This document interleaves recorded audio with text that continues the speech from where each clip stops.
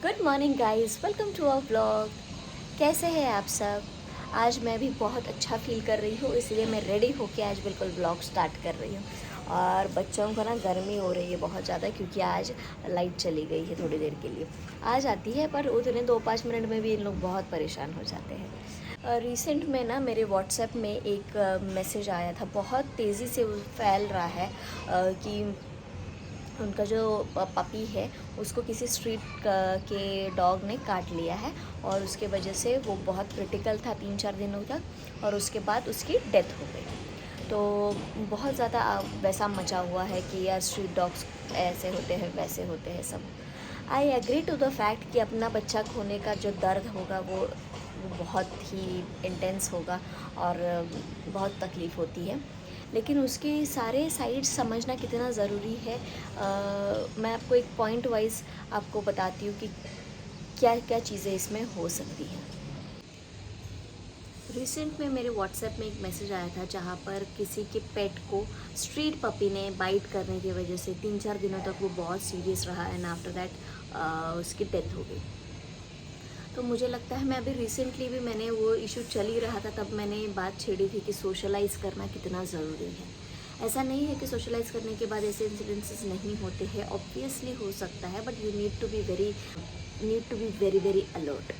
ऐसा नहीं है कि ट्रेन करने के बाद या सोशलाइज़ करने के बाद ऐसे इंसिडेंसेस नहीं होंगे। ऐसे इंसिडेंसेस होते हैं, इसीलिए उनको इंसिडेंट्स कहा जाता है।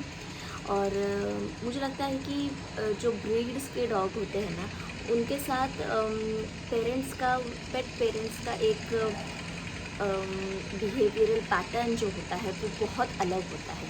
कि मेरा पपी इस ब्रीड का है, तो इसके साथ मैं उसको फ्रेंडशिप नहीं कराऊंगा, या वो साफ़ नहीं है इसलिए मैं उनके साथ नहीं खेलने दूंगा। आई थिंक डॉग जो होते हैं उनको एक दूसरे के साथ बहुत फ्रेंडली होने के नहीं होने के जो रीजंस है, वो सबसे बड़ा पेट पेरेंट ही है। Because you do not allow your pets to dwell with other dogs. तो जब मेरे पास 2 डॉबरमैन है, एक तो ये यहाँ लेटा हुआ है और एक ऊपर लेटा हुआ है सिम्बा। तो मुझे लगता है कि इन लोग बहुत छोटे से, मतलब लिटरली मैं आपको बताऊं तो ये एक 1.5 महीने के थे जब मेरे पास आए थे, और तब से लेके अभी तक जब भी मैं बाहर जाती हूँ तो जितने भी डॉग्स आसपास में रहते हैं वो सब इनके फ्रेंड्स हैं। इससे 2 सबसे बड़े फ़ायदे तो ये है कि एक तो ये इनकी दोस्ती होने की वजह से आपका जो वॉक पे लेकर जाने वाला जो टाइम है वो आपका आसान हो जाता है। और दूसरी चीज़ ये होती है कि स्ट्रीट के जो डॉग्स होते हैं उनको कोई खाना खिलाने वाला नहीं होता है, पानी पिलाने वाला नहीं होता है, तो उनके अंदर वो एक इंस्टिंक्ट होता है कि खाना ढूंढ के खाना है, पानी ढूंढ के पीना है। तो बहुत सारी चीज़ें हैं जो शेरू सिम्बू ये सब अडॉप्ट करते हैं उनकी भी। Not that they go and Hunt for food और समथिंग, बट बहुत सारी चीज़ें जैसे रोड क्रॉस करना। तो पहले शेरू डरता था, बट उसने देखा कि उसके बराबरी के जो डॉग्स हैं वो उस तरह से जाते हैं, तो ही स्टार्टेड क्रॉसिंग विद देम। तो धीरे धीरे ये सारी चीज़ें वो सीखने लगा। So I think it is very important, किसी भी ब्रीड का डॉग हो आपको दूसरे डॉग्स के साथ उसको सोशलाइज करना बहुत ज़रूरी है। Your dog must have friends. और ऐसा नहीं है कि सिर्फ ब्रीड के डॉग्स ही उनके फ्रेंड्स होने चाहिए, ये स्ट्रीट पपीज़ भी इक्वली इंटेलिजेंट होते हैं। इनफैक्ट मैं वह बोलूँगी कि street dogs are much more intelligent than this breed dogs, because इनके अंदर क्या है, कंफर्ट जोन की इनकी आदत रहती है। घर के अंदर बिस्तर के ऊपर सोते हैं, बिल्कुल रेडीमेड खाना, इनके पसंद का खाना इनको मिलता है, पानी जब चाहिए तब पी सकते हैं, और पूरे मतलब कंफर्टेबल जोन में रहते हैं। और बाहर के जो पपीज़ होते हैं वो स्ट्रगल करते हैं अपने हर एक मील के लिए। So they have the different level of understanding जो इनके अंदर नहीं है। So I think it is very important to कि फ्रेंडशिप हो आपके डॉग्स की हर डॉग के साथ। और सिम्बू शेरू जब बहुत छोटे से थे ना, तब से लेकर हमने उनको यहाँ पे जितने भी ब्रीड के पपीज़ हैं या स्ट्रीट पपीज़ हैं, उन सब के साथ खेलने के लिए हम उनको अलग से लेकर जाते थे। मेरे पास वीडियोस हैं, मैं वो आपके साथ शेयर करूँगी डेफिनेटली। और आप देखेंगे कि उसमें हर ब्रीड के डॉग्स, मतलब यहाँ पर जितने भी लोग हैं उनका ग्रुप फॉर्म्ड है। तो सब लोग अपने पपीज़ लेकर वहाँ पर आते हैं, एक दूसरे के साथ दोस्ती कराने के लिए, एक दूसरे के साथ फ्रेंडशिप्स करने के लिए, मीटअप्स के लिए। डॉग्स के मीटअप्स होते हैं and it is so exciting to be a part of it, क्योंकि आपको ना उनकी हरकतों का पता चलता है, अगर बहुत कुछ सीखने मिलता है एक दूसरे के मतलब ऑब्वियसली हर एक के अपने एक्सपीरियंसेस होते हैं, तो बहुत सारी चीज़ें होती हैं। So I think it is very important कि आप आपके डॉग्स को सोशलाइज कराइए, उनको दूसरे डॉग्स के साथ जहाँ पर उनके मीटअप्स होंगे या कोई डॉग फ्रेंडली प्लेस होगा, पार्क होगा, कुछ भी ऐसा होगा, वहाँ पर लेकर जाइए, उसको दूसरे डॉग्स के साथ सोशलाइज कराइए, डॉग्स के साथ, बच्चों के साथ, दूसरे लोगों के साथ, हर तरह के लोगों के साथ उसको पता होना चाहिए कि बिहेव किस तरह से करना है।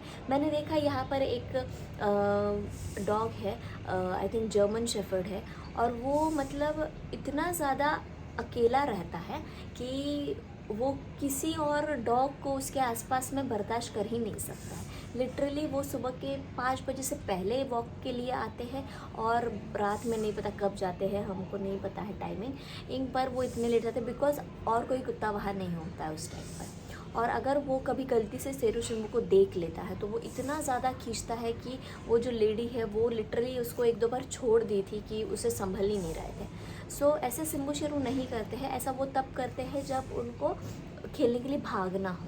ऐसे दूसरों कुत्ते को देख के एग्रेसिवली नहीं करते हैं, वो एग्रेसिव है। ये प्लेफुल मूड में करना अलग चीज़ है, because they go closer to the dog and play, but उसका वैसा नहीं है। वो प्ले करेगा कि काटेगा कि क्या करेगा, उसका कोई भरोसा उसके ओनर को भी नहीं है, वैसा नहीं होना चाहिए। सिम्बू शेरू के साथ भी ये होता है कि बहुत बार ऐसा होता है कि हमारे हाथ से छूट जाते हैं, और बहुत बार होता है, और मेरे हाथ से तो अक्सर छूट जाते हैं, ये because they want to go and play at a place where I don't want them to गो।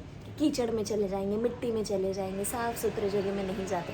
ऐसे होता है तो मैं छोड़ देती हूँ उनको, मैं नहीं सोचती हूँ कि मैं ड्रैग करूँ उनको कि क्या। और ये इतने बड़े बड़े 2-2 रहते हैं मेरे हाथ में, तो can easily drag me, so it becomes difficult. So the whole concept what I am trying to say you is only one thing, कि आपके डॉग चाहे जिस भी ब्रीड का हो, उसको सारे पपीज़ के साथ, आजू बाजू में आपके जितने भी डॉग्स हैं उन सब के साथ सोशलाइज कराने की जिम्मेदारी आपकी है। Take them to parks and make them play with other dogs. और उस तरह से क्या होता है, इन लोग बहुत कुछ सीखते हैं, बहुत इनके अंदर भी वो एक्साइटमेंट रहती है डेली मिलने की और सब करने की। और आपको जो वॉक पे लेके जाने वाला टाइम है ऐसे बड़े ब्रीड्स के साथ, वो मतलब ईजी हो जाता है आपके लिए। अगर आपके डॉग सोशल नहीं है और इतने बड़े बड़े हैं, अगर कुछ भी अनयूजुअल हो या कुछ भी हो, तो जिस तरह से वो रिएक्ट करेंगे that can turn into a dangerous situation for you. So I think it is very important to socialize your dog. और उसके कुछ तरीके हैं कि बहुत सारे लोग क्या करते हैं, मैंने तो मतलब बचपन से करो तो बहुत आसान हो जाता है, लेकिन अगर आपका डॉग थोड़ा सा बड़ा हो गया है और सोशल नहीं है अभी, तो आप ऐसा कर सकते हैं कि कोई डॉग अगर उसके पास में आ रहा है तो उसको ट्रीट दीजिए, खुश करिए कि अगर वो सामने से बिहेव कर रहा है उस डॉग के साथ अच्छे से तो उसको ट्रीट दीजिए। दूसरे एनिमल्स को थोड़ा सा उसको पेटिंग करने के लिए, मतलब जैसे आप किसी दूसरे डॉग का थोड़ा सा लाड करिए और वो शांत रहे, अगर तो उसे एक ट्रीट फिर दे दीजिए।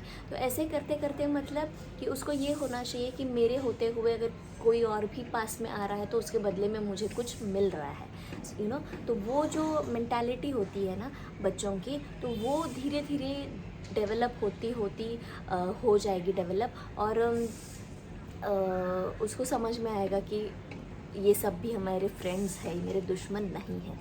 सो you need to do this अपने लिए टैक्टफुली। आपके बच्चे के बिहेवियर के हिसाब से चीज़ें डिपेंड करती है। ऐसा बिल्कुल नहीं है कि कोई उसका एक हार्ड एंड फास्ट रूल है कि इस तरह से करना है तो ऐसा होगा, नहीं होता है ऐसा। हर डॉग अलग होता है, हर डॉग को ट्रेन करने का तरीका अलग होता है, सब चीज़ें अलग होती हैं। तो आपके सिचुएशन के हिसाब से आप उसको जितना हो सके उसको इम्पोर्टेंस दे के कुछ करवाना, वैसा कहते हैं ना, तो वो आपको करना रहता है।